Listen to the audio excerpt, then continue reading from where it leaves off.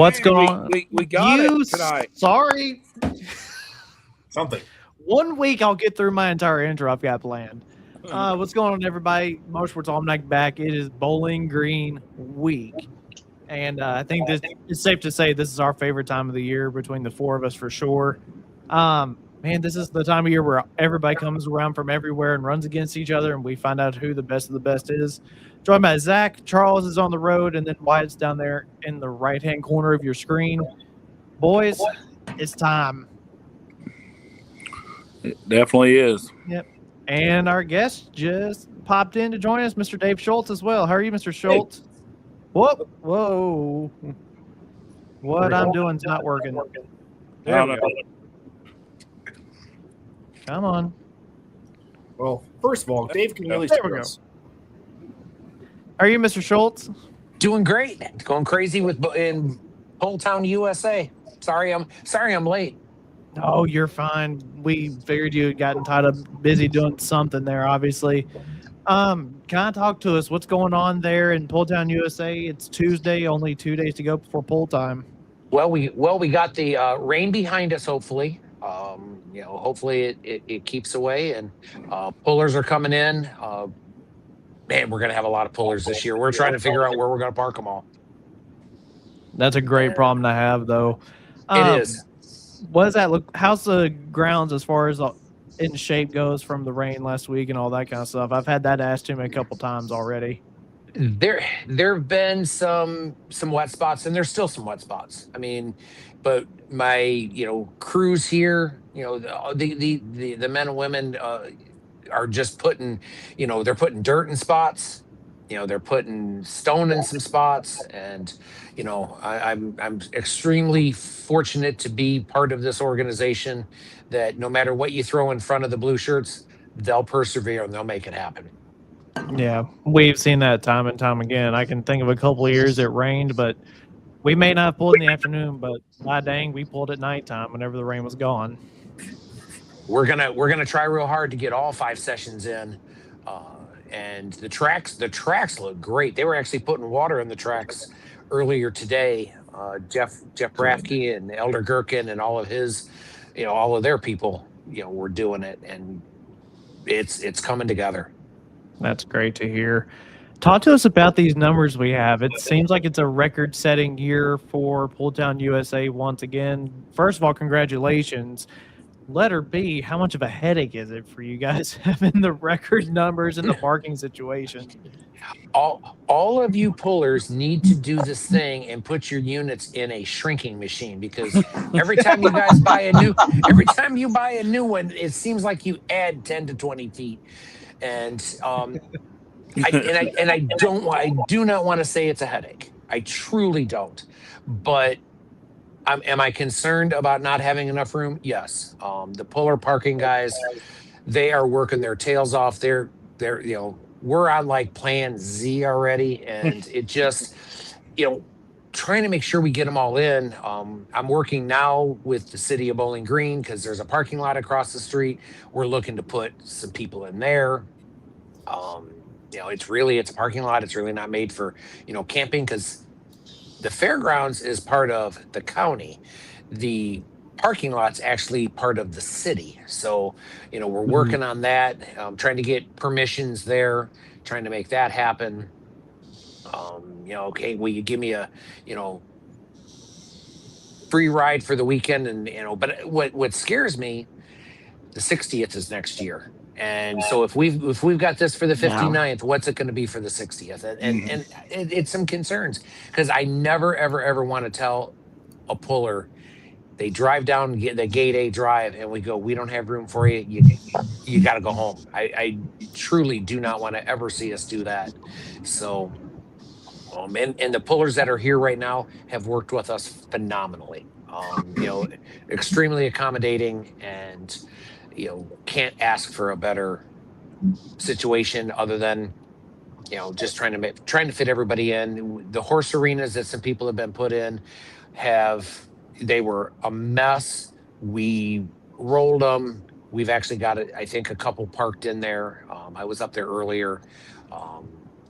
our pullback tractors, we moved where they camp.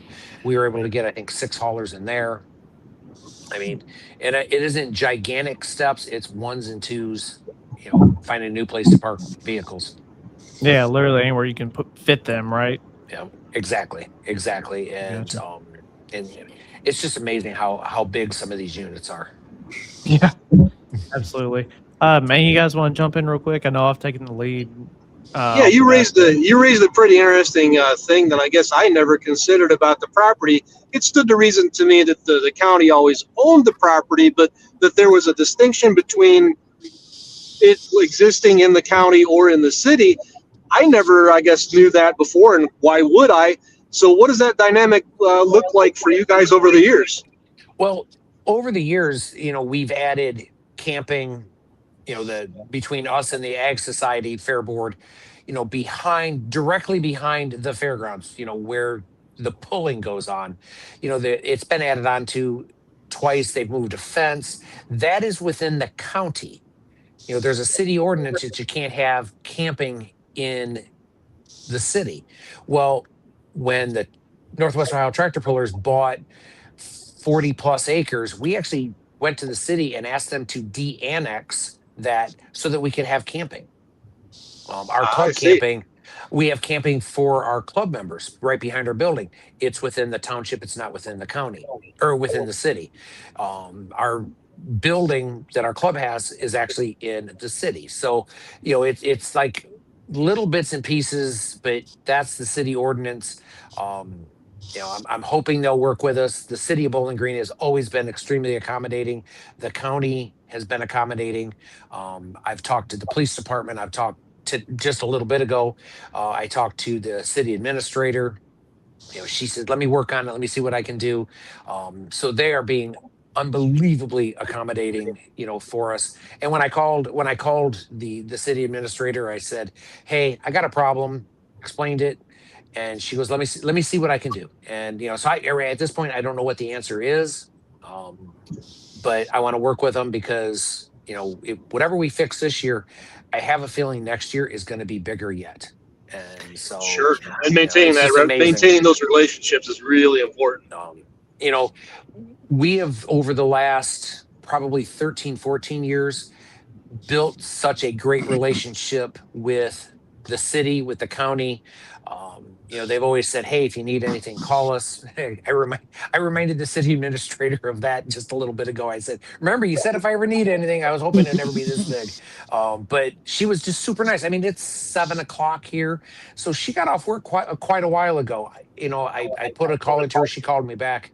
So it's amazing. It's just amazing having the relationships with, the city, the county, the fair board. Over the last 5 years, we've put together a relationship. I was just talking to the gentleman who is the groundskeeper. Again, it's 7:00 at night here. He's bringing me keys, or 8:00, excuse me. He's bringing me keys because I can't find this one set of keys that he just gave me 2 days ago. Somebody grabbed them. I need to get in that building yet tonight. He goes, hey, I'm in Bowling Green. I'll get him. He lives about 15 miles away. He goes, hey, I'll drop him off.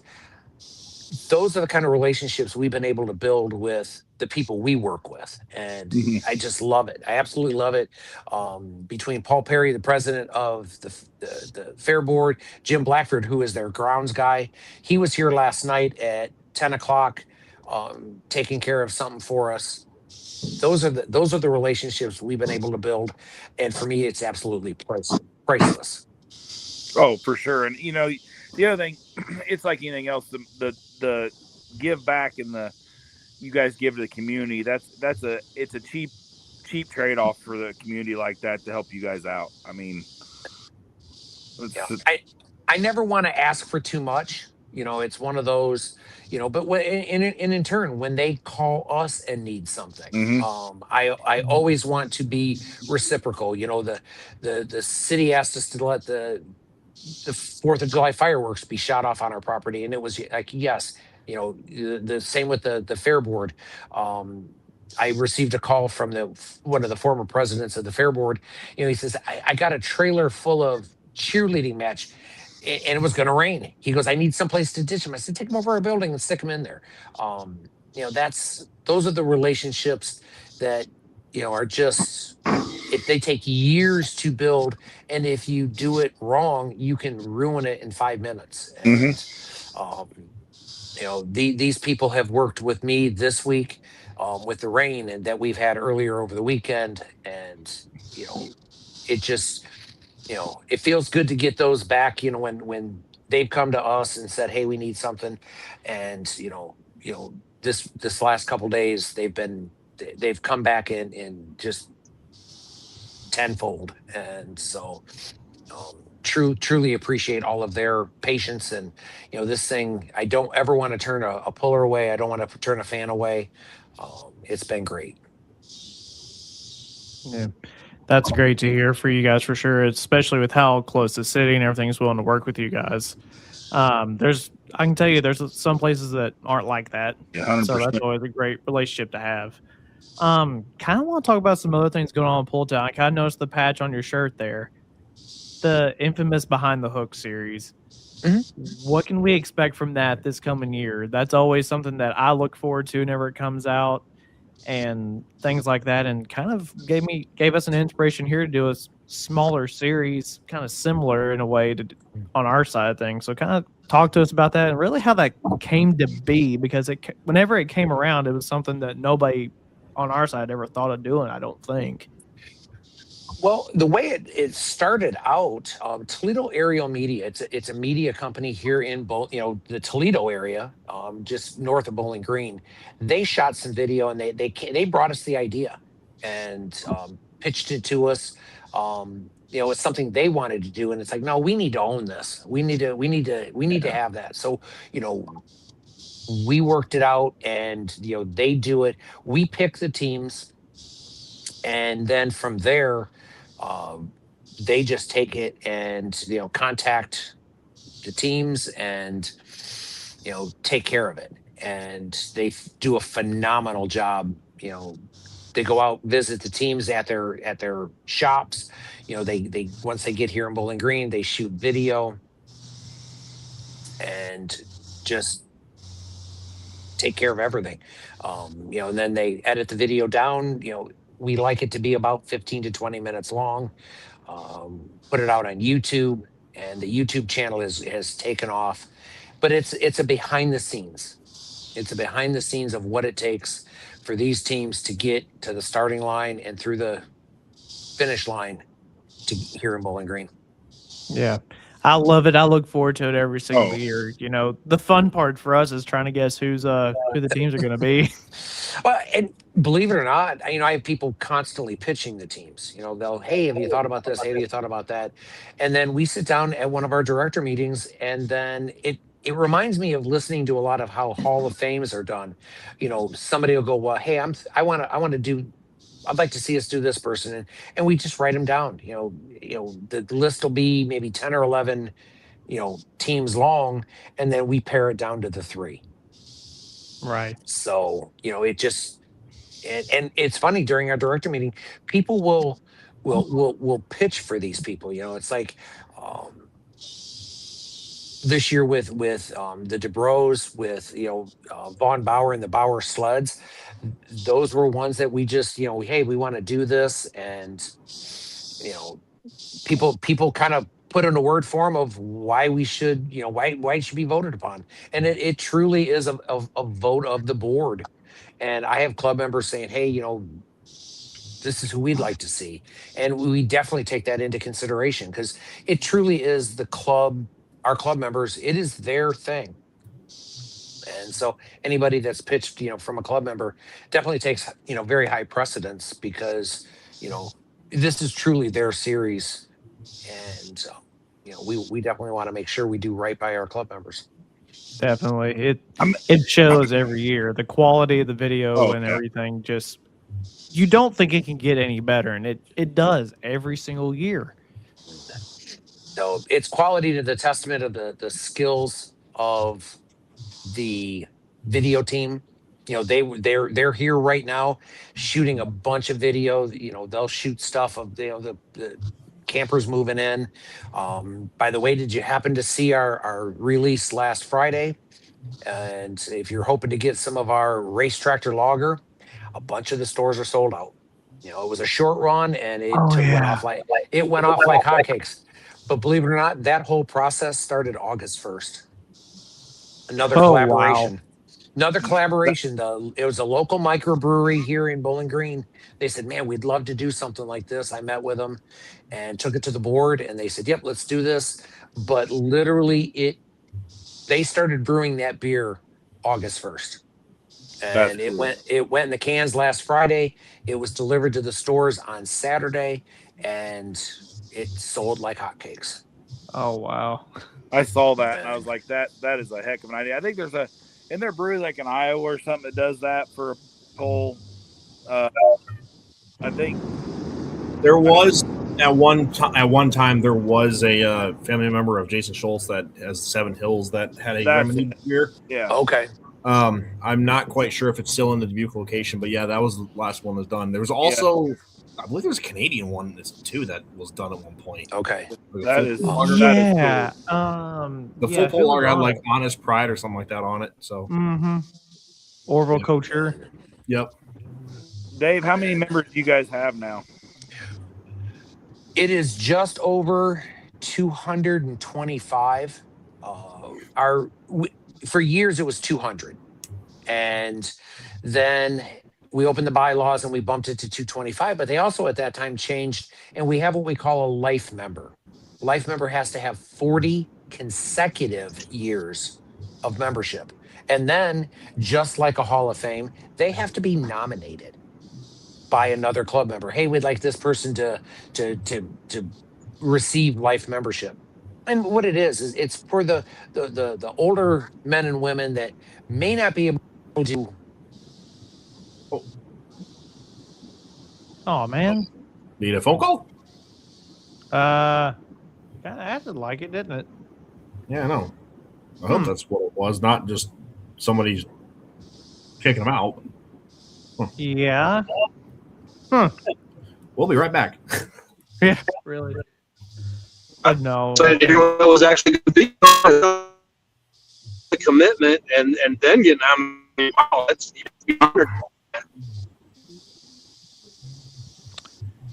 I almost understood what you said. Pretty close. That's all, folks. Oh, he's back. I think. There we go. You're back. There we go.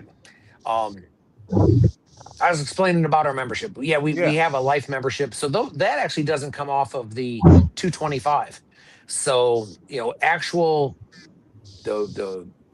actual membership is just under 200. And then we have over 30 life members. So, oh, wow. And we are honored. We still have one of our charter members. There's one person that started this whole mess 60 years ago, but 59 events ago. Richard Emsch is still with us. He was here on day one. Oh, wow. That's crazy. That speaks to the testament of that group and what that organization means to people, that they want to be involved in some way, shape, or form for that long and keep doing it. Imagine 40 consecutive years. We've had, and there are people that have been in longer, but it's not consecutive. They forgot to pay their dues for a year. I mean, there's a couple people that have told me. They said, "Yeah, I somehow forgot to pay my dues," and literally, and back then it was a waiting list, so they got taken from the rolls of our membership, and it took them 3 years to get back in. Oh my! And so. There's quite a few of them that basically lost their membership and, are still over 40, but basically they started back with, 1 year seniority. Dang. I can't imagine that. Just missing 1 year and all of a sudden it's all like, oops. Yeah, it's right now we do not have a waiting list, but again, we changed kind of the criteria of the way our membership is counted.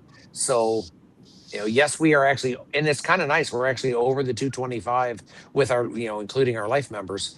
So watching the men and women today running around getting everything. We have everything from track building to merchandise to ticketing. Uh, you know, Courtesy carts are starting to get their stuff around. There's people in charge of just getting camped. Our club members, those people actually, work some gates and things like that. So there's people all over the place here in Bowling Green getting stuff ready so that we can start pulling Thursday night. Yep. Kind of another perspective I want to hit is take me through a night or two in your shoes as the poll's going on. I know typically whenever I see you throughout the weekend, it's in the winter circle with the weekend winners and stuff like that. But whenever you're not there, what are you doing behind the scenes? I'll take a typical session. When we start, we have the winter, the opening ceremonies. I'm up in the winter circle for the opening ceremonies. As soon as that's done, I've got about 35 to 40 minutes while that first class is running. I go out for a walk. I go out walking around, seeing what I see. If there's something that I can do to get help for somebody, I just walk around. I actually kind of nice. It's not too far from the 4-H milkshake stand. So I run over and grab a milkshake and walk around and just see if there's anything that I can get somebody on to help make it better. But I walk around for 35 to 40 minutes, and then I usually have one of the announcers will usually let me know, hey, we're getting close, so I can head back. And then the trophy presentations start. But once the trophy presentations start, I'm pretty much in the winner's circle the whole time, which, quite honestly with you, is a great place to watch when I get a chance to watch tractors going down the track. It's a pretty good vantage point. Can imagine. So to that, what is your favorite class to watch, Dave? Oh, I'm torn between two classes, Unlimiteds and the Minis. Ooh. I'm a noise guy. I'm a car guy, so I absolutely love the Unlimiteds and I really love the mini rods. Those are the two that I'm most attracted to. awesome. But Are we doing the big wheel spin on Saturday night again this year? Yes, we are. Yep, 10,000 to win. Awesome. And it's sponsored by Bad Gear, so we'll spin, and Marty Anderson will be writing somebody a check for $10,000 for the win. How many years in a row has it been that the mini rod got it? It was 2 years Has in it a been row. mini rods? It was 2 years in a row. Okay. What got Yeah. it last year? I can't remember. It's been a year. And we got rid of the big wheel. That was, we drag a actual spinning wheel out. We now have a electronic one, and I don't think the minis have won it since. Semis were last year, weren't I they? think Yes. semi. I thought it was semi. Yeah. Shane, take your phone. Yeah, I did. But yeah, speaking of kind of like big paydays and stuff like that, or money, I should say, what is the economic? There's a number thrown around. I believe it was by you or a member a couple years ago about the economic impact that it comes into bowling. I was going to ask that too. What number that it is, or That was my roughly. next one. We did an economic impact study. We actually hired an accounting firm to do that back in 2013. And in 2013, we took the most conservative numbers that they compiled, and it was $37 million to the Northwest Ohio community. Oh my word. That's bigger than that's more than I thought it would be. Wow. And that's 13 And- years ago. It's expanded since then. Exactly. And we that's were fair. actually talking to the county and the city, and it looks like we're probably going to do one in the next year or so. And I would be curious but to know what the 60th would be. and the way those economic impact studies work, it's somebody comes in and spends $1, and then that dollar is paid to a store or a restaurant or a hotel or something like that. That dollar then is paid in wages to an employee, profit to a store. Then that person spends their money somewhere. That's how that whole economic impact, $1 broadcasts out and multiplies, and that's where that comes from.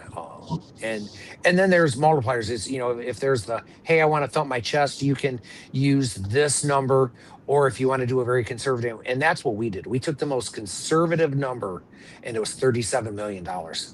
So it could, we could have said it was more because of the way that the studies are put together, but we wanted something that was, conservative, but we also wanted to make sure that the community, and that's why I said the community knew what we were doing. It was more, we wanted to see where we were at, but it was amazing at that point. A lot of the people that live in the area, that the noise might bother them, they looked at it going, hey, this isn't so bad to have one weekend out of the year. That's true. And it typically falls in on move-in weekend for the college too, so a lot of those families come over as well, don't they? Yes, a lot of the people that come to Bowling Green for the first time, they'll move in. It falls in the weekend a lot. This year, the local school, not only do we have the move in for the college, it's move in and school starting for the local schools. Oh boy. That'll be It hurts some of our volunteer groups. It hurts some of our volunteer groups because the kids are in school. So oh yeah, I bet it does. Trying to make sure we got it. Typically, Trying to make sure we got enough. I guess typically they're in school after Bowling Green's over. Yes, usually it starts about the week after Bowling Green. This is about the latest in the schedule that it will hit. The way it works is it's the third full weekend of August. So where weekend considered Friday, Saturday, Sunday, this is about as late in the month as you're going to get. Sure. Usually it's 4 or 5 days earlier. Over in Indiana, our kids all go to school before the state fair even happens. Which our state fair is after all our county fairs in Indiana. And heck, half our livestock kids have to miss the first week of school to go to the state fair. Okay. Any of you guys have any more questions for Mr. Schultz? I guess, Dave, what would you tell somebody if they're coming this weekend for their first time? Be prepared. Is that even a thing in Bowling Green? I don't think you That's can be the prepared for truest anything. thing I've ever heard about Bowling Green. That's a shirt idea next year. Be prepared. It looks like we're going to have a record amount of pulling vehicles, and it's amazing. Ticket sales have been super strong. Camping's been sold out for about a month, and we are looking forward to a great weekend.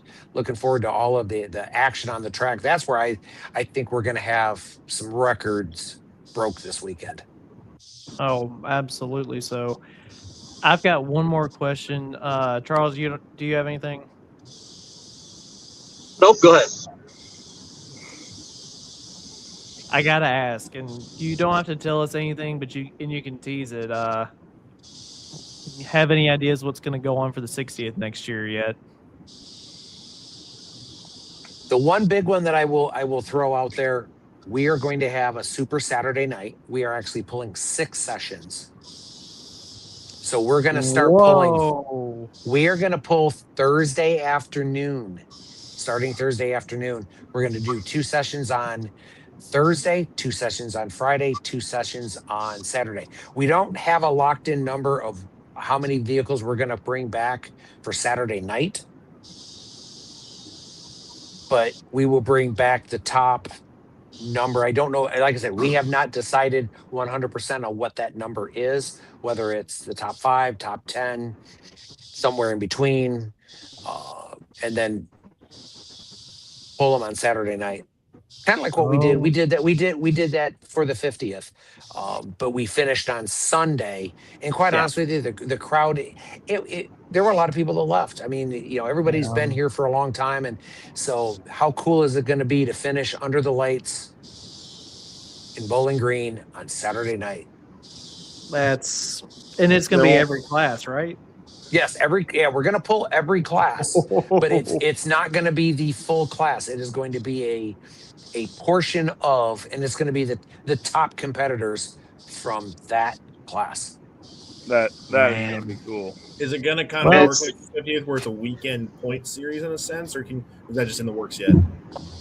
That still is in the works. I would like to see it that, basically, if it can't, if we can work it out, that basically everybody will qualify, but then the ring will be presented to the winner of Saturday night.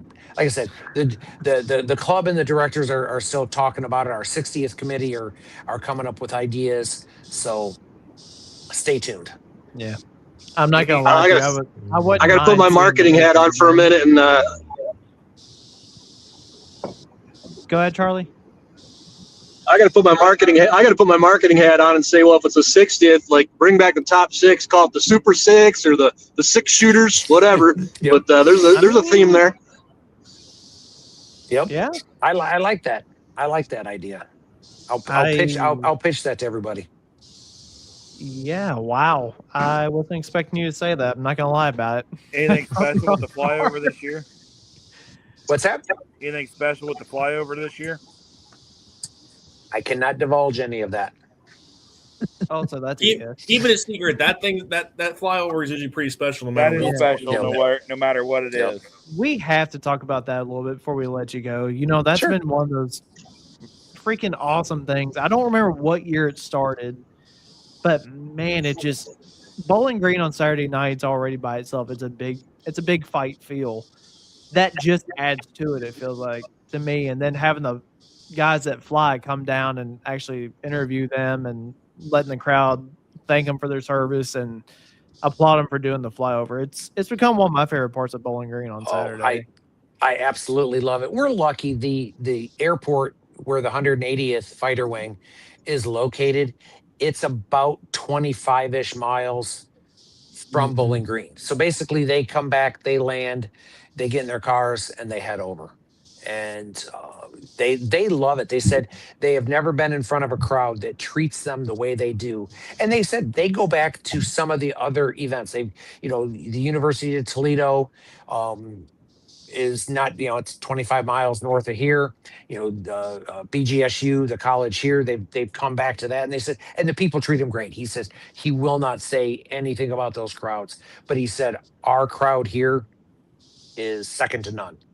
He said, the cheers, he says, and it's amazing. You'll hear them. They'll break, into the area of the arena per se. And you can start hearing people clap. They're coming. And that part's just so cool. And, last year they presented me with the coin that it was the 180th coin. And, we presented them with ours. They gave us a coin. It's something that we have started with them. And it is just amazing when those men and women come. And I never knew how they ended up always ending exactly on the last note of the anthem. But they actually have a ground pilot here who is in constant communication with them. Oh, okay. And they get graded. They get graded on whether they hit there on the last note. And it's actually a mission for them. It's really? a mission. Yes. Yeah.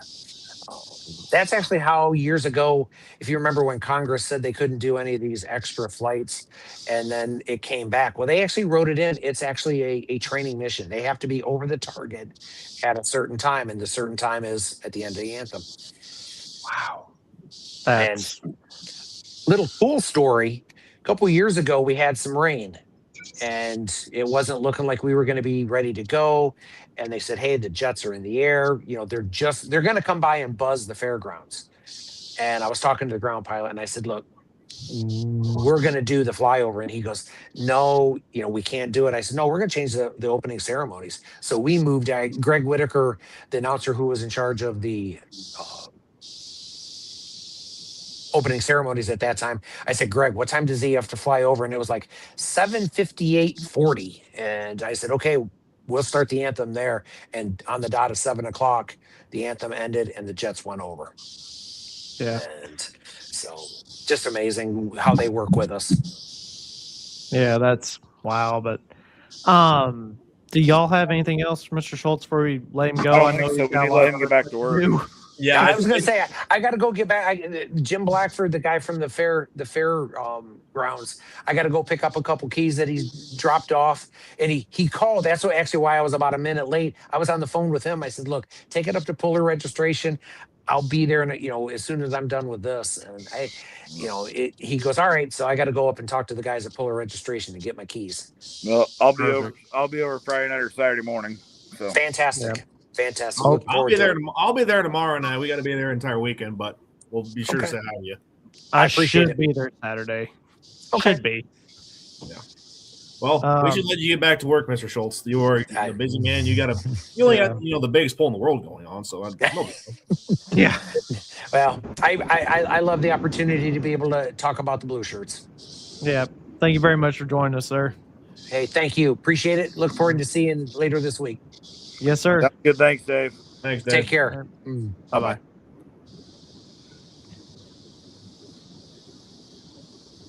Well, then, I guess that's some breaking news for you. That's Well, whoa. no other place to do it than here in Bowling Green Week, eh? I mean, whenever I said just like tease it or something, I wasn't expecting him just to flat out be like, "Hey, this is what we're gonna do." I love it though; it's freaking awesome. I think that crowd, especially with that caliber of vehicles coming back for a Saturday night showdown, is going to be All the off classes, off the chain. Is going to be off the chain. Saturday night next year is going to be crazy, boys. Saturday night this year is going to be crazy. What are we talking about? We got to get through this year first. We always got to get through this year. Oh man. I mean, yeah. That, and the talking about the flyover again. I mean, there's only a few things that give you that type of chill or goosebumps in the world. That's one of them. Yeah. It is insane. If you've never experienced it in person, it is top tier. Yeah. Charles, what you got? No, I was just gonna say, like, if I wasn't doing illicit speeds right now, I'd be putting in my PTO for next year already. I think this one weekend a year everybody knows about. Yeah, it's just kind of let's see, how do you word that? Formality to put into PTO at that point. Yeah. Oh man, but It's funny. It's funny when I hired in for this job now 2.5 years ago, I got introduced to the CEO and the COO, and they already knew what I did. It was like, okay. Oh, well, that's good. At least they know what they signed up for, and same with you. Yeah, exactly. It's true. But Man. yeah, and when he's talking about record breaking though, when was the last time that we saw 20 plus mods? Bowling Green X amount of years ago. Long time ago. Yeah. I mean, there's dang near 20 of multiple classes of mods. It is utter insanity how many, well, one blower engines there's going to be, but just the pure amount of vehicles that are going to be there this weekend is out of sight. Oh, absolutely it will be. All right, boys, we got a couple other things to get to, and then I say we're gonna get on out of here pretty soon. The biggest thing for me is Brainerd coming up this weekend. Yeah, what are the odds that two of the biggest party motorsports events in the world are happening on the same weekend every year? Yeah, really. Yeah, between the zoo as they call it and then Bowling Green. I mean, just Yeah. But yeah, you're right. It's just Brainerd's one of those tracks that in events that it's a staple in the A-Trade Tour, not just for the party. The track is amazing. The times, the speed they put down are awesome. Just the special thing to do. It's been a bucket list, but how can you pass up Bowling Green when you're a bowling guy? Yeah. Kind of hard. Yeah. It'll be interesting to see what they do at Brainerd this year in terms of times, because looking at forecasts and that, I mean, for that far north, it's going to be pretty good horsepower weather way up there. Yeah, we'll be. It usually is, and especially if we can get a little bit of high pressure system and cool, a little bit of northwest air to move through and not all hot, humid air, yeah, you're going to see some stuff laid down. Yeah, gotta wish good luck to Peter Norton though. I saw he's at Indianapolis for NHRA. That'll Pro be Mod here stuff. before we know it. Yeah, he's tested for the U.S. now already. Yeah, he is. So does he have to get his license for NHRA? I guess, I would believe so. or is that kind of like a universal deal? Like once you have it for one place, you have it for all of them. I think it's one. I think once it's done, it's done. Isn't it what? I can't speak upon that. I don't know. I thought, and I could be wrong, that no matter if you're changing classes, you have to get signed off. So, like, Alex Laughlin, he's raced Pro Stock, Natural Funny Car, Top Fuel. He even had to get his license signed so he could do Pro Stock motorcycle. Even though it's a slower horsepower class, you still have to get signed off. So I would assume that since Peter's never actually ran an AHRA race, that he has to get an AHRA license and signed off. But I don't assume. Ironically enough, though, he's also on the list for Bowling Green this weekend. Well, we're not racing this weekend. Pro Mods aren't here. He's just getting ready for Indy. Yeah. Do y'all kind of want to talk about the Bowling Green lineups and kind of what caught y'all's attention as far as like surprises go? Because I've got a couple of stick out for me. It's big enough. I really haven't looked much through it. Yeah, it did. The biggest one that stood out to me was Corzine and two-wheel drive at first. Just looking at session 1. Yeah, that was coming again. We knew it. Yeah. What is it? You'll recognize it. You will. It's not a normal body truck. So. Okay. Yeah, we'll let that happen and roll out the trailer. But if they had it painted by who normally does their stuff, I can only imagine what it's going to look like. Other than that, if all goes right, I believe tomorrow there will be a new Pro Stock out there. Okay. Finally. So that all is determined on tomorrow night's Badger State Hook. So yeah, hopefully it does well. Yeah. The Longs are back in Bowling Green for the first time in how long?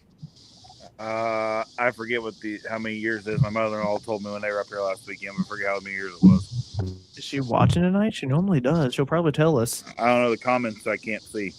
I want to know. I want to know if they're going to drop a 5th on, or if they're just going to keep the 4-engine setup for the limited. I bet you they're going to stick 4.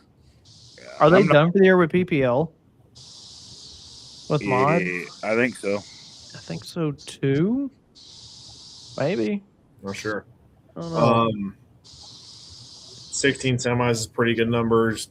You have 19 light mods and 19 unlimiteds and 21 mods. Did that surprise you guys as much as it did me? Like the light mod number genuinely surprised me that we were going to have 19 light mods. That's going to be a hell of a class. Yeah. And the crazy part is that class it's not the only place it's happening this weekend. Outlaws have their own version of the twin engine or light modified class. There's a 7400 though, right? Right. But there's a lot of them out there, and there's still more being built. Cody's finally made it over from Europe. It's going to be there. Yes. Jeremy Smith, who bought RJ Simon's light modified, will be there with underestimated. Craig Sage, I haven't seen him all year. I don't know. He's just got a big business. I don't know. I mean, he kind of supplies a lot of stuff for everybody else. Tom LaRue going to be there for light mods. I haven't heard that name in a while. Well, he's had a triple motor tractor for a long time. All he's got to do is take one off. Oh, does it have 3? Tom? Yeah. Oh. Yeah. Well, this one's got 2. Yeah, this one's always had 2. It's an old Boyd chassis. Yeah, it's an old Green Streak. Oh, then maybe he bought. Yeah, I guess maybe he'd buy something then. It's the sister It's the sister tractor to what Jeff Hurt has. Correct. Yep. I'll be curious to see how Corey Forrester does with the Perfect Storm. With the Ford Hemis? Yes. Mm-hmm. And then I think those are the main ones that really jump out to me for light mod. Your brother in the Super Stock Open, that's pretty cool. Yeah, I didn't know nothing about that. Can we just talk about the Super Stock Open class having 22? Sure, can. I mean, there's 3 diesels in it for the first time, and I don't know how long. Yeah, I mean, there's been 2 a couple times, but having 3 is a new thing. I'll tell you the one that got me. I don't know if I've ever seen the Squealer running Bowling Green. Yeah, back in the day he did. Did he? This has got to be the first time as a heavy, though, isn't it? You were a sparkle in your daddy's eye, Shane. Carl's giggling in the background, my favorite. The other one I don't know for Super Stock Open is Jason Putt and my dear's biggest fear. That is an old Roberts tractor. Is that old Ryan's toy? Has to be because Big Toy 2 is Rule. Yeah, I believe it's the old Bargy tractor, if I'm not mistaken. Okay. And then William Keener and Bambi.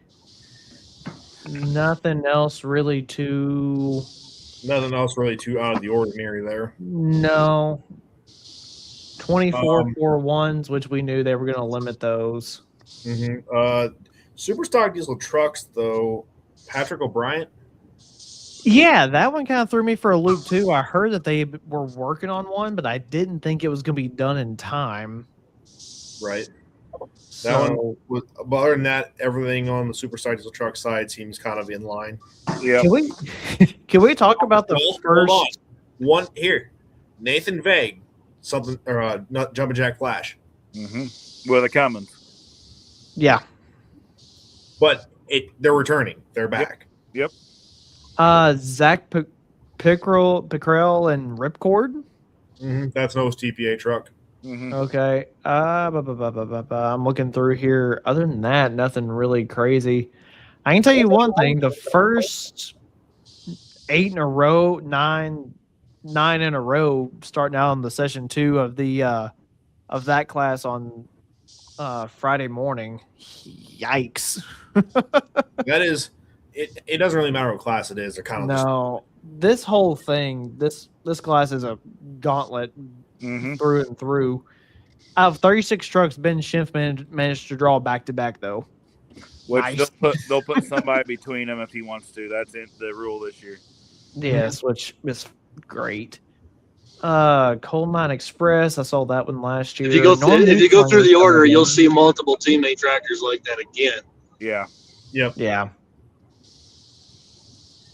I think that was one of the main ones. Mini rods. Was there anybody that really kind of made y'all scratch your heads a little bit? Not really. Dinger Rink is back behind the wheel of the Power Mata Lambada. Mm-hmm. Does anybody know, is Austin going to drive it on Saturday night? I sure thought he was. Gonna look right now. Yeah, that's what I'm going to look at. It's listed as Wim, but I would not be surprised if there's a sub driver. Yeah, either Wim or him, or is Gert coming? I'm not sure. I could not give you that answer. Yeah, you just looking through it. There's nothing really surprising here. I mean, guys some are just finally showing up. First time this year. Frank Keener's bringing Triple X. I think that's going to be the NTPA debut for it, isn't it? Should be.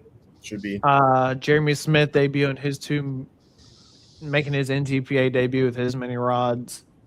I'll go back to the conversation Charles and I were having earlier. Richard Peters and Ken Vinny both. I mean, they both. Yeah, watch those two because you never know. This might be it. Yeah, it's kind of one of those. Although they seem like they're handling themselves just fine on OSTPA still. I think you got to look at the unlimited class, see all the mod guys jumping in it. You got Hurt, Simon, Bollinger, which I know they normally run it, but Dirt Slinger. You got all them guys jumping up from the mod class. That unlimited class is gonna be crazy. Yeah. Oh, it's nuts. Merle Kimmel behind Dirtslinger. Yep. He's been behind the wheel of the Mini. I'm not sure if he's ever been behind the wheel of the Mod. Oh, okay. Yeah. I mean, yeah, like you said, Zach, the screw blowers, they obviously run it. They just run different pumps and pulleys when it comes to Mod. But yeah, I think it's kind of like you said, Team Tractors drawing back to back. You get Benedict and Criswell back to back to start the session. Yeah. We got 50 pros. Of course, there's Chris Feller in there. I guess Jake Brickner. I guess that's a new one for me. Which class is this again? Sorry. Pro stock. Oh, the still light my fire of Danny Dukes. It's the 40 or 20 That's series. Right. Okay. One that Casey's ran last year at the end of the year. Yeah. One thing in the pro stock class that kind of caught my eye, which I figured, it would be, but the blue one from out east is coming. Mm-hmm. Yeah. Diaz's name is on the driver's list for Whiskey Hangover. Wouldn't be surprised if it's Michelocci again. Mm-hmm. Who's the burning green of Brickner? That's the one we were just talking about. That's I was looking through the list and wasn't paying attention. Yep. The old Danny Dukes light. How much he listens to us. Jeez. God dang. Shane, do you want me to even start right now?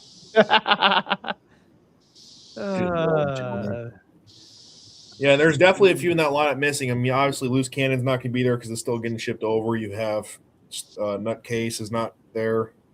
There's a few OSTPA tractors not there. So, yeah. But it's still 50. Do what? It's still 50. That's a lot. Why do you want more? I mean, I always want more. Yeah, never mind. I'm not going to open that can of worms either. Craig Miles coming with the semi. Yes. That semi class is going to be good. That semi class is going to be fun. Wonder how many blocks we're going to explode. Don't say that. It's either been that or a crank this year. Don't say that. I've been there, done that. Right now. That wasn't even on purpose. You know what? It was Charles's fault. Things I've heard this year. It was Charles's fault. He's not even paying. How am I taking strays? How am I catching strays for this? Because every time you announce, I either A, get a sled reset or break something. You can't deny that one. You can't. There's truth in that one. That's just coincidental. That's not intentional.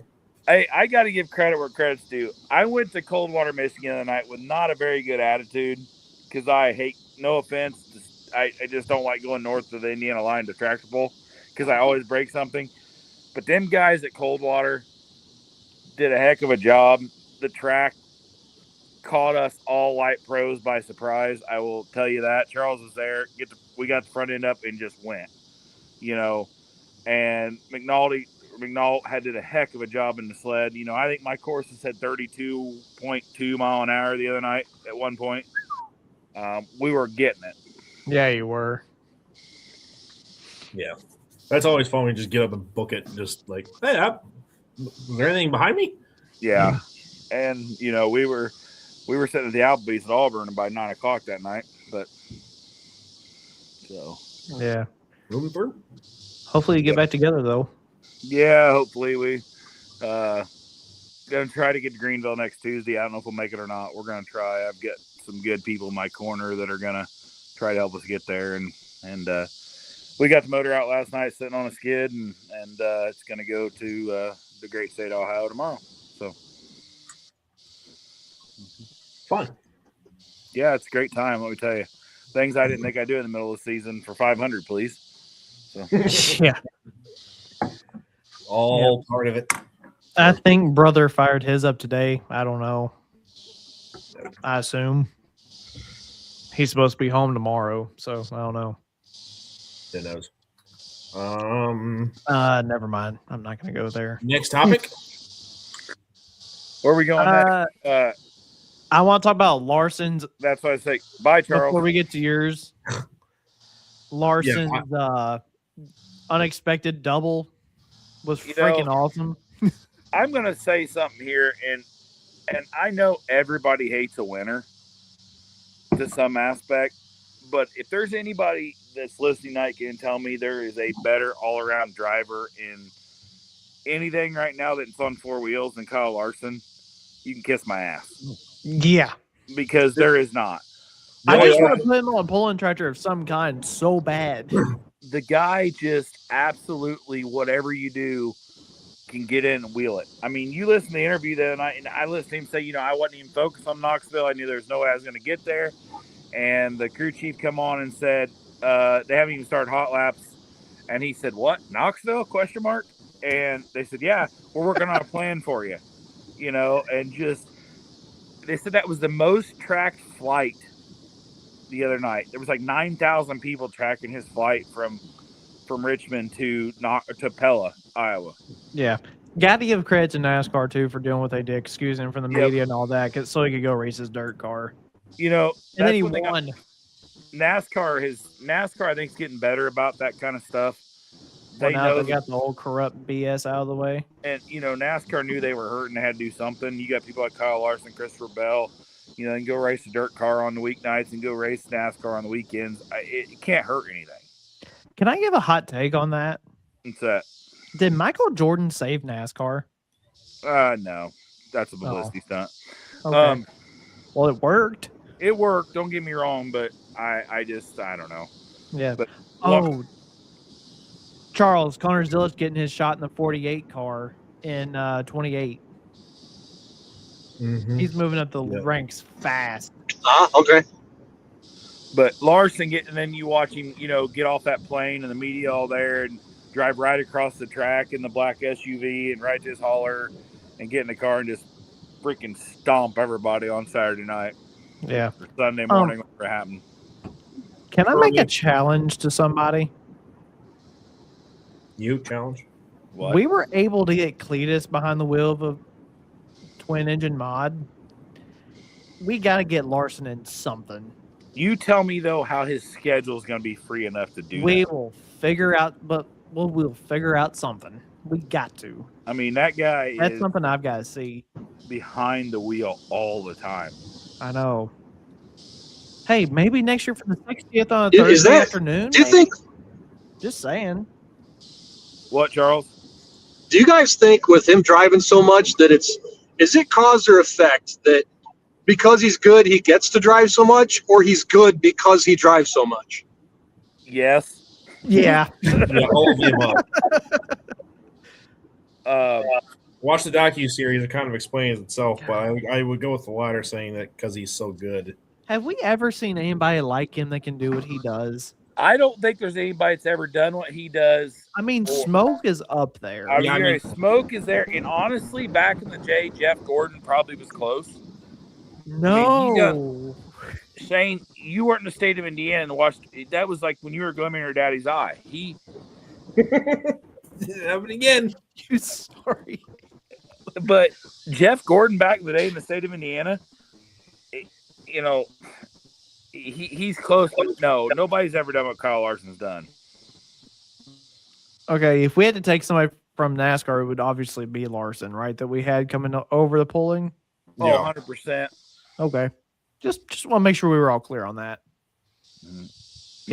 Hey, if you put him in a mini rod, I guarantee you, whatever mini rod that is going to have more movable weight than it'll have all freaking year. I don't know about that. I do. Have you seen Abby Leishner? Tanner Nelson? I was going to say between him and Tanner. I was going Tanner next. I don't know. That's. Yeah, that's true. Yeah, I'll give you that. That's a very. But you still got to drive the car. Yeah, you do. That was awesome to watch. All right, Homer, it's your time to shine. Me? Yes. So I guess it's time we, talk about the elephant in the room here a little bit. And I'm going to leave the pulling side out of this because they're doing all they can to make it work. And kudos to John and Christy for keeping it going.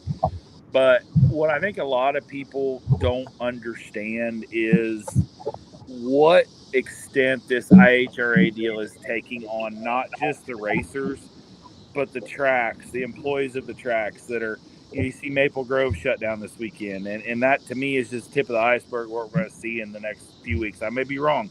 Hope I'm wrong. Rockingham was another one. Do what? Yeah, Rockingham screwed up a lot of things. Yeah. But, you got to take in consideration, yes, the racers and even the pullers that are owed money. It's a terrible deal, but, that's the tip of the iceberg of what this is affecting. You got the employees of the tracks. You got the communities of these small towns. These tracks have brought, like Dave Schultz was saying, the economic impact of these small towns, these tracks have been to for years, and it's just gone because this guy goes in and buys them up and then just disappears. I mean, I've got some good friends that got a dealership close to a track right now, and they're it's a big thing to their community, and they're scared to death of what's going to happen. What that track brings to the community a year. It's just, it goes a lot deeper than just what the media is showing. And there was an article on, I think it was Drag Illustrated, that kind of referenced this, and it just got me to thinking is, we got to also take in consideration what these tracks mean to local communities and the people in the communities that may not make it out of this deal. Yeah. It's a very scary thing. You're very scary 100% right, dude. And there's a drag strip north of here, 15 miles. That's an RHRA track. Now it's not owned by HRA. It's just an affiliation track, and it'll be fine. But it just makes you wonder of what extent this is going to hurt people. Didn't Rockingham in particular cause a lot of craps going around there because of the NASCAR race and stuff like that? Well, that and at the time they wanted to put the high stakes as a movable place from Benson. It was on the same weekend as NHRA at a very adjacent drag strip right next to it. Charles, well, let's see. You got to separate the two Rockinghams, though. The Speedway is part of IHRA. The drag strip is a totally different entity. They only share a name, and that's it. Right. Charles, what's the race way up by you saying? Have you heard anything? Milan Dragway is still open. They have one of their Heads Up Series races. I believe it's this coming weekend. It is business as usual. The race is on. I worry about, you see the lawsuits coming out and stuff of what, now were they bought or did they just affiliate with them? My understanding is they were bought. Yeah. You got to wonder of what's going to happen with these tracks and this acreage, because they're all named in that lawsuit, I would assume. I don't know, but I would assume they are. What happens to Dragway 42? I don't know. They're all kind of the same under the same umbrella here.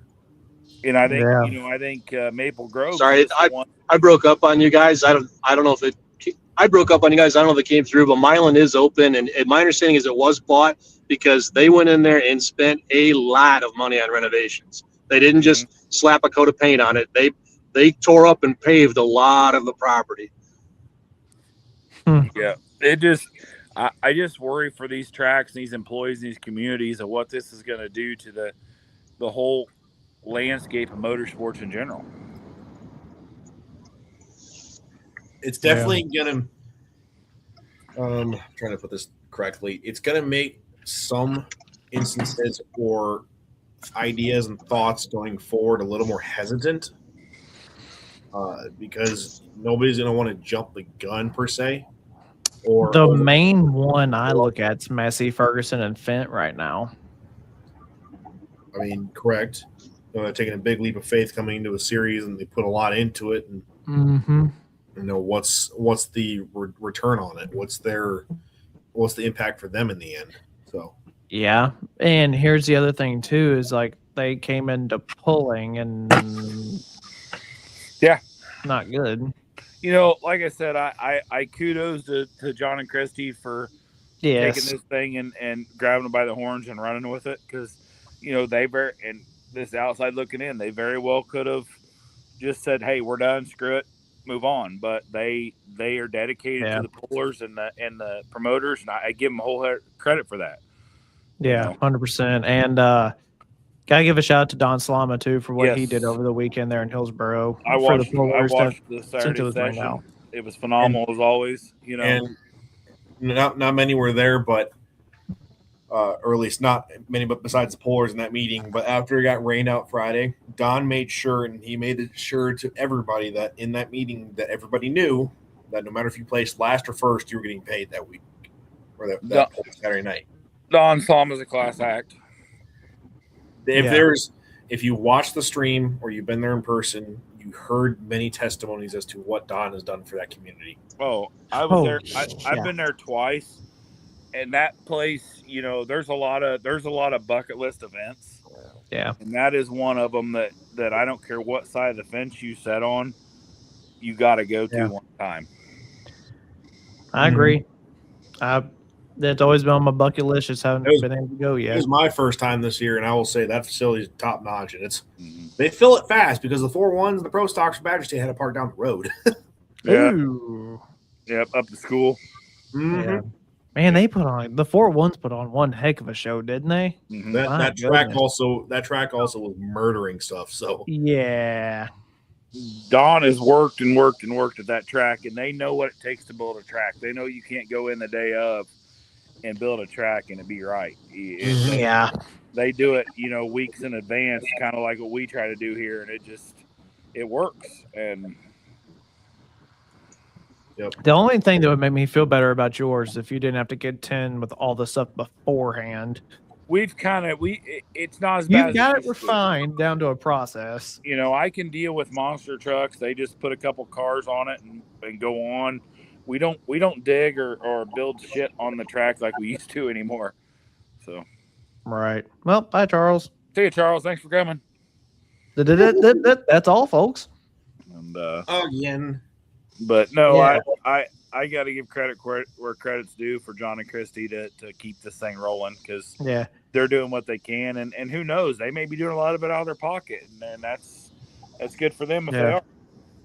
I gotta give a shout out to them too for keeping the live streams going. Mm-hmm. Every single thing is live stream right now. Yep. And I hope people realize that you have to. There's nothing wrong with paying to watch an event. No. I have no problem paying what a ticket costs to watch an event if I'm sitting at home, because it helps the promoter. Exactly right. You're paying to watch the talent that's going to be put on. Right. And if you're not, if I'm going to pay to get in the gate, I don't have a problem paying if I'm sitting in my garage and watch it and drink my own beer. I don't have a problem. Mm-hmm. Not at all. What else we got? Was there anything else we want to go over before the night's over? Not that I can think of. Bowling Green this weekend's obviously the big one. We're getting down the short rows, guys, of getting to the mini toss pull off and all that other jazz that goes on at the end of the year. Yeah, this is definitely one of the bigger weekends for if you're in a point race. I can tell you that. Yeah, because you can go from 0 to 0 in about a second. Yeah, isn't that kind of what the fun part of Bowling Green is, though? Are you being sarcastic in that statement, or are you being truthful? Depending on who you are. Yeah, I think it depends who you are, Wyatt. Yeah, pretty much. Like, it sounds like a good idea, but I mean, we've seen this thing get thrown a monkey wrench, so yeah, that Bowling Green has done that many a times. You're absolutely right. Well, rolling in the gate, that can happen. Mm-hmm. Yeah. Having Dave on here and stuff, you got to give credit to the blue shirts. I mean, there's not a pull in the world that's done better than that deal right there. Mm-hmm. Yeah. And the level of communication that they have between them, like they're between talking and hand signals, they know what the heck they're doing like this. Yeah. And what they give back to the community and the way they work with the community there is is unreal. I'll tell you which points race I could see getting a shake up the most this weekend's the 4-1s. I would say 4-wheel drive or 2-wheel drive more. But I don't know. Hyper Harvester and Dig and Bone are right there, separated by 2 points. And then the other thing you got to 7-9. take in consideration on the 4-wheel drives and the 2-wheelers, how many of them guys got a Grand National license? How many of them are per hook? right, Yeah. that's where 4-1. Every one of them's the same. Yep. There are 29 Grand National licenses, and we've got 48 trucks. That may be the 29 so far that have ran with them. Not everybody may have run with them yet. Yeah, I think why it's Right. right, because until they actually get on site and pick up their armbands and their numbers, I think why it's right. It doesn't show up Yeah. because we have a couple of those in Super. I don't know. I think the big one that I'm pointing at is probably Unlimiteds. You're coming in there with a dead heat, and after this weekend, they got 1 hook left at Wellington. You can't win it this weekend, but you can darn sure lose it. Uh-huh. Well, Mutas's points too. I mean, if they're close, then too. That's fair. Yeah. Yeah, I always forget about that. It's points. It is points, but it's only to 5 places. If you screw up royally here at Bowling Green, and you finish behind by 12, you don't have time to make it back up. It doesn't matter. You're right there too.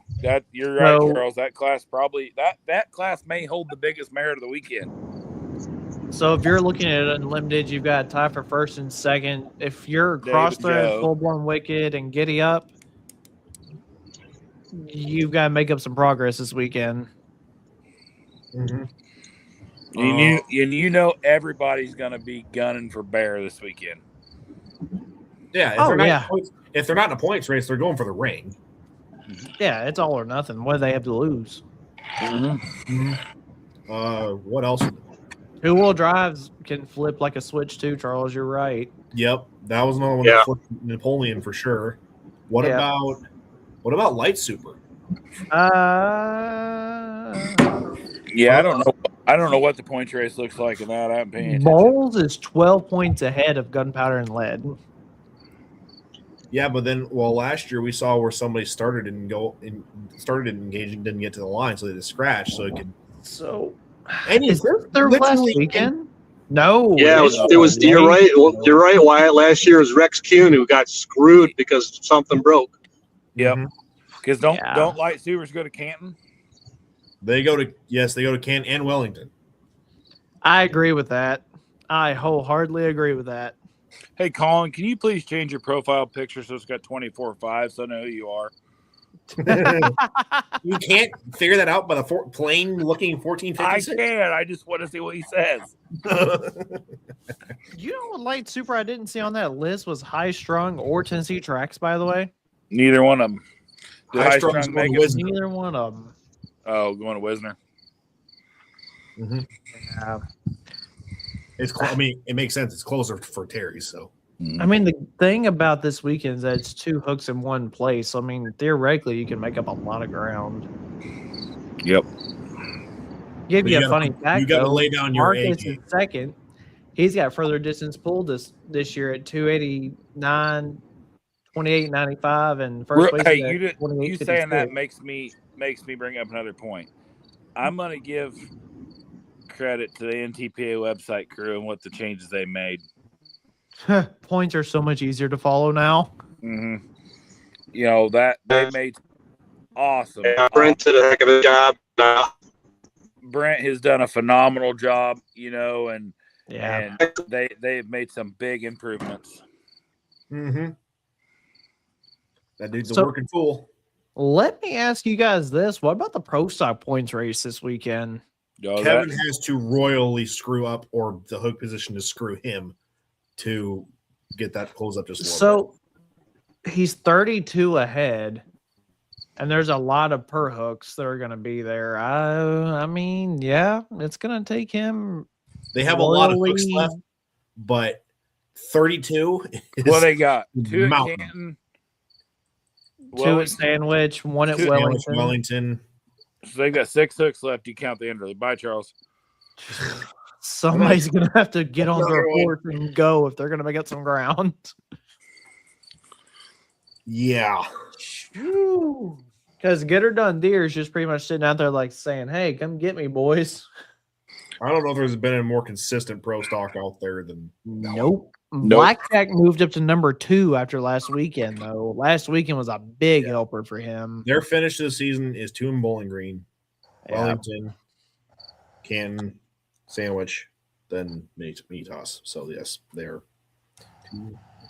Man, where did Tomahawk lose his points ground at? He didn't go to Hutch. He didn't go to Hutch. Yeah. Oh, is that what it is? He also didn't go to another one.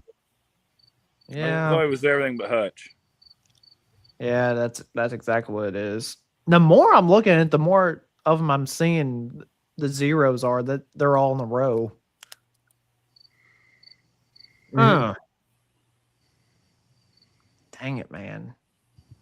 If he would have just got the rain points on Friday, he would be up there, probably 5th. That is for sure. Yes.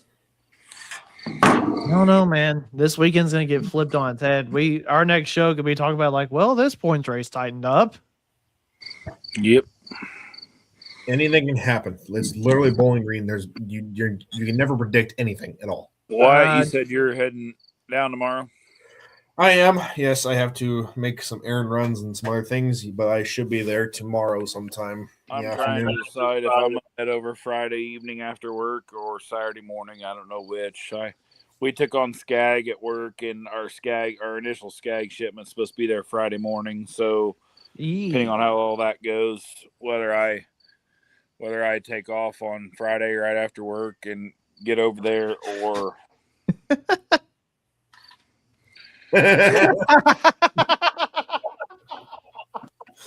Colin Berthold's just. Colin, I'll give you 10 points for that when I'm out. Oh no, where'd my soundboard go? When I need the soundboard, I don't have the soundboard. I can't hear it anyways. That's the comment of the night. That one wins. That one wins. I heard that's what you guys were doing, tearing it apart last weekend. Zach, we didn't hear you because of the gong that he put on the screen. I can't hear the damn gong, so You're the only one. I said I Dog-head. heard that's why Colin had the rear end rolled away from his last weekend because he was doing that. Oh. We can go on and on. Colin, one more comeback before we leave. Hit us with one more. We got to have one more before we go. That was great. That was pretty good. Colin's always got the winner. I just want more. And we don't have Colin on this show. Why? If people have more of a sense of humor like Colin does in the polling world, we'd be in such a better place. I want some more Pikachu memes, Colin. It's so true. More Pikachu. Burkholtz, one more. I mean, literally, it can be anything. And one day, all of a sudden, you get a message from Colin and you go, "Oh no, this is gonna be good." Everyone shared on the internet. Makes a lot of sense. Makes a lot of sense, Colin. Yeah. Oh gosh, boys. Oh heck, We've gone an hour and 20 minutes already. Hey, people like our longer shows. Yeah, I know. Somehow I think everybody's starting to get in the field too. I can kind of feel it. Just saying. If you can't get to Bowling Green this weekend, tune into Full Pull Live, watch it. It's going to be a hell of a show. Yeah, it is. It's going to be long, but it's going to be a hell of a show. It's going to be a long one, but it's going to be a good one. Yeah. I hope you're a fan of each class and you really like a lot of them. Yeah. Yep. All right. Once, twice, done. All right. See you guys next time. We'll see y'all after Bowling Green. See you guys. Peace.